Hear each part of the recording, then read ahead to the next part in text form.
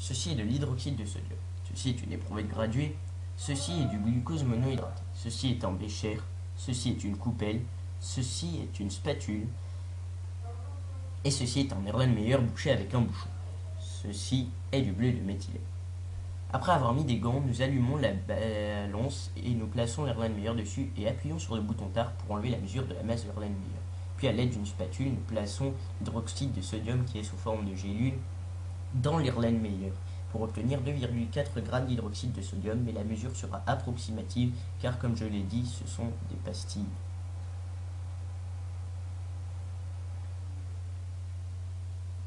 Nous mettons ensuite 100 ml d'eau dans une éprouvette graduée qui était auparavant mise dans un bécher.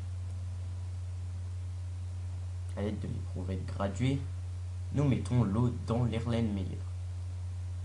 Puis nous remettons 30 ml d'eau dans l'éprouvette graduée, que nous remettons dans l'Erlenmeyer pour obtenir les 130 ml désirés.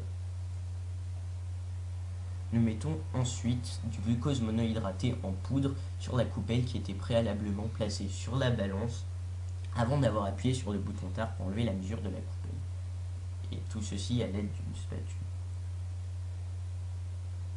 La mesure est une fois de plus approximative. Nous fabriquons ensuite un entonnoir en papier afin de perdre le moins de glucose monohydraté possible lors du transport.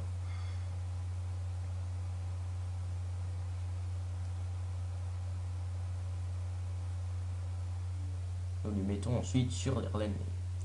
Nous déposons le glucose monohydraté dans l'Erlenmeyer pendant qu'une personne tient l'entonnoir.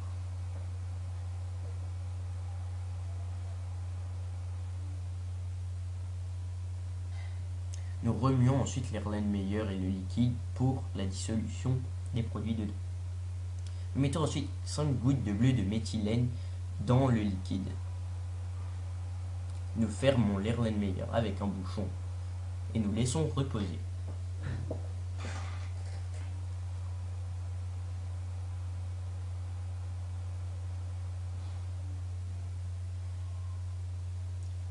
Après quelques secondes d'observation, nous remarquons que le liquide bleu devient transparent.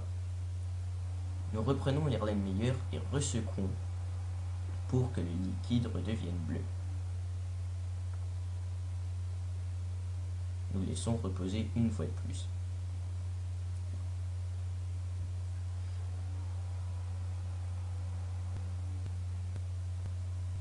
Après quelques secondes de repos, le liquide redevient transparent.